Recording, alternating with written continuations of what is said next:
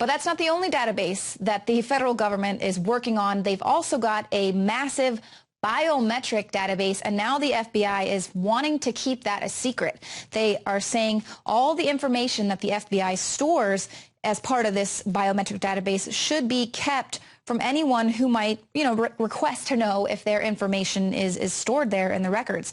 It's known as the Next Generation Identification System, and it draws biometric data from passport registration, security checks, and judicial processing. It includes biometric records on foreigners as well, but it's not just fingerprints. It's iris scans, facial scans, palm prints, and any other bodily information that can be collected as part of a routine interaction with a government agency. And now the FBI is arguing that the information that it has stored in this database is so sensitive that it should be exempt from the Privacy Act, which would prevent anyone from asking if their data is included. And of course, they say that, letting people know about their information that they hold in this database could compromise ongoing authorized law enforcement and national security efforts. But the FBI also adds that the agency could be using this data to catch future criminals. And so, of course, we know exactly what's going on with the whole pre-crime thing, and they want to be able to store this data, everyone's data, in the event that you maybe one day become a possible criminal. Now, of course, that's great if you're going to be a terrorist, but we all know that they've been tracking activists, or like the Black Lives Matter movement, people were being tracked. Common criminals, or as common criminals. And as I reported for Al Akhbar English in my piece, The Israelification of American Domestic Security, the former head of the Israeli Shin Bet intelligence services, Avi Dichter, who's accused of war crimes against the Palestinians, spoke beside FBI Director Robert Mueller at a police convention, at a convention before 11,000 top law enforcement officers. And after Mueller called Dichter his mentor in counterterrorism, Dichter urged American police to see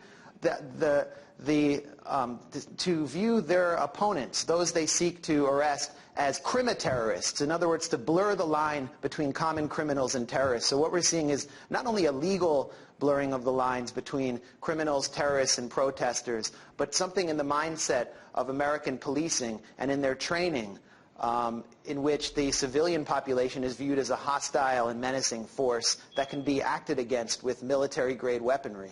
Even on the hashtags, they were using surveillance on social media to just see where these groups were going. So these are not violent criminals. I mean, some of them did, of course, do some pretty stupid things in their activism.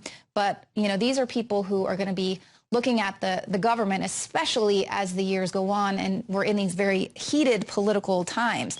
And, it kind of gives some credence to the Obama administration trying to reword the term criminals, because if we're all in this database, I guess we're all going to be known as justice-involved individuals. So maybe we do need to change that term.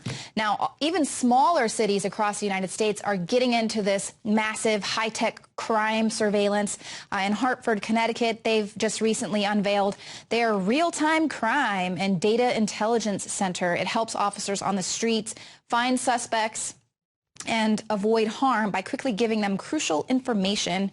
New York City opened the first of its kind real-time crime center in 2005, and now a lot of other smaller cities across the country are opening up their own centers, acquiring surveillance cameras, gunshot detectors, and other technology, which of course we've told you about here as well, which is even your street lights, recording your conversations, crosswalk signs, things like that. So they've got these cropping up everywhere, building this huge surveillance panopticon, and they will send these videos even directly to police officers' cell phones in real time. So this is what's happening.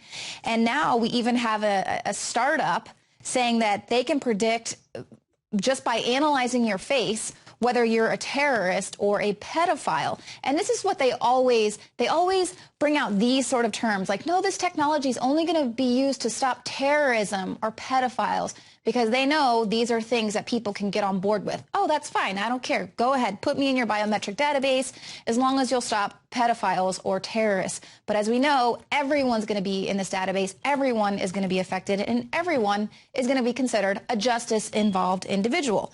Now, this is an Israeli startup.